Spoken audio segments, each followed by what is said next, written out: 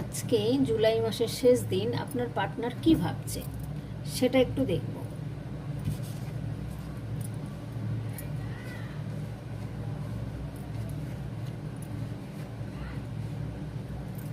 আচ্ছা, উনি আঘাতপ্রাপ্ত, সেখান থেকে উঠে দাঁড়িয়েছেন উনি, কিন্তু উনি ঠিক ডিসিশান নিতে পারছেন না। কি করবেন সেই ডিসিশানটা নিতে পারছেন না উনি।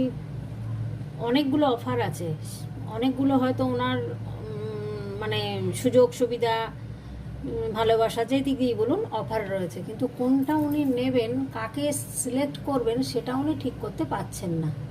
আমি যেটা এখান থেকে দেখলাম, এই কার্ডে এটাই আসছে।